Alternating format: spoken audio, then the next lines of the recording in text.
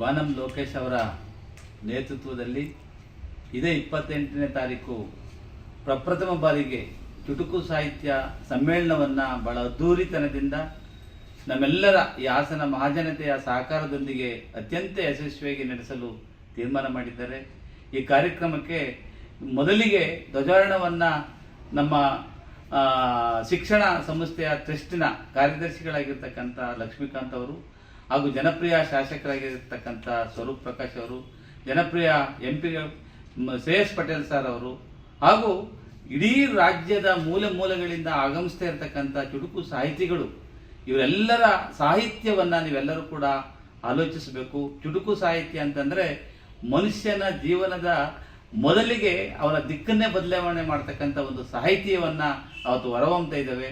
ಇಂಥ ಸಾಹಿತ್ಯ ಲೋಕಕ್ಕೆ ತಾವೆಲ್ಲರೂ ಕೂಡ ಆಗಮಿಸಿ ಹಾಸನ ಜಿಲ್ಲೆಯ ಗೌರವವನ್ನು ಹೆಚ್ಚಿಸಬೇಕಾಗಿ ಮಹಾಜನತೆಯಲ್ಲಿ ವಿನಂತಿಯನ್ನು ಮಾಡ್ತಾ, ಚುಟುಕು ಸಾಹಿತ್ಯ ಪರಿಷತ್ತನ್ನು ನೀವೆಲ್ಲರೂ ಕೂಡ ಯಶಸ್ವಿಯಿಂದ ನಡೆಸ್ಕೊಂಡು ಹೋಗ್ಲಿಕ್ಕೆ ನಿಮ್ಮೆಲ್ಲರ ಸಹಕಾರವನ್ನು ಕೊಡ್ತಾ 28ನೇ ತಾರೀಕಿಗೆ ನಿಮ್ಮೆಲ್ಲರ ನಿರೀಕ್ಷೆಯನ್ನು ನಮ್ಮ ಚುಟುಕು ಸಾಹಿತ್ಯ ಪರಿಷತ್ತಿನ ಎಲ್ಲ ಗೌರವಾನ್ವಿತ ಜಿಲ್ಲಾ ಪದಾಧಿಕಾರಿಗಳು, ತಾಲೂಕು ಅಧ್ಯಕ್ಷರು, ತಾಲೂಕಿನ ಪದಾಧಿಕಾರಿಗಳು ಎಲ್ಲರೂ ಕೂಡ ನಿಮ್ಮ ನಿರೀಕ್ಷೆಯಲ್ಲಿದ್ದೇವೆ. ನಿಮ್ಮೆಲ್ಲರ ಬರುವಿಕೆಗೆ ಆದರದ ಸ್ವಾಗತ, ಸುಸ್ವಾಗತ, ಧನ್ಯವಾದಗಳು. ಚುಟುಕು ಸಾಹಿತ್ಯ ಅಂತಕ್ಕಂತಹದ್ದು ಸಾಹಿತ್ಯ ಕ್ಷೇತ್ರದಲ್ಲಿ ಒಂದು ಮೇರು ಸಾಹಿತ್ಯ. ಪ್ರಪಂಚದ ಹಲವು ಭಾಷೆಗಳಲ್ಲಿ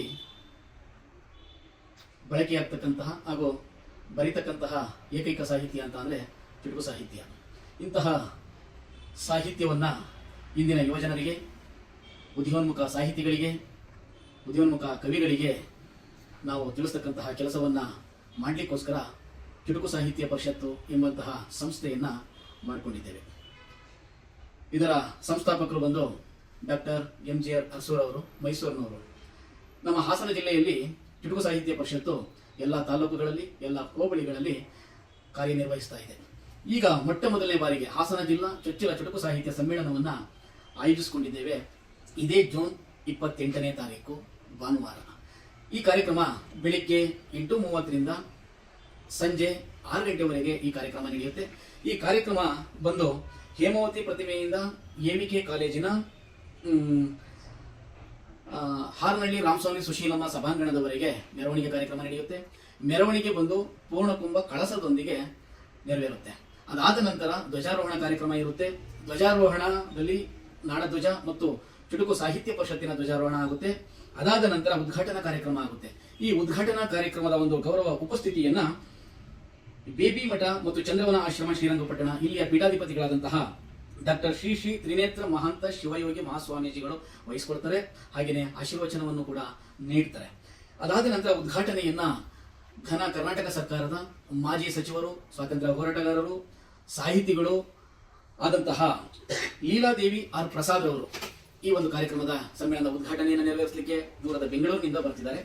ಹಾಗೆಯೇ ಅಧ್ಯಕ್ಷತೆಯನ್ನ ಸ್ಥಳೀಯ ಹಾಸನ ತಾಲೂಕಿನ ಶಾಸಕರಾಗಿರ್ತಕ್ಕಂತಹ ಮಾನ್ಯ ಶ್ರೀ ಶ್ರೇಯಸ್ HS ಸ್ವರೂಪ್ ಪ್ರಕಾಶ್ ಅವರು ವಹಿಸಲಿದ್ದಾರೆ. ಹಾಗೆಯೇ ಭುವನೇಶ್ವರಿಯ ಭಾವಚಿತ್ರಕ್ಕೆ ಪುಷ್ಪಾರ್ಚನೆಯನ್ನ ನಮ್ಮ ಹಾಸನದ ಸಂಸದರಾಗಿರ್ತಕ್ಕಂತಹ ಶ್ರೇಯಸ್ ಪಟೇಲ್ ಅವರು ನೆರವೇರಿಸಲಿದ್ದಾರೆ. ಹಾಗೆಯೇ ಆಶಯ ನುಡಿಯನ್ನ ನಮ್ಮ ಹಾಸನ ಜಿಲ್ಲಾ ಚುಟುಕು ಸಾಹಿತ್ಯ ಪರಿಷತ್ತಿನ ಗೌರವಾಧ್ಯಕ್ಷರಾಗಿರ್ತಕ್ಕಂತಹ ರಾಜೇಂದ್ರ ದೊಡ್ಡಮಗ್ಗಿ ಅವರು ಆಡಲಿದ್ದಾರೆ.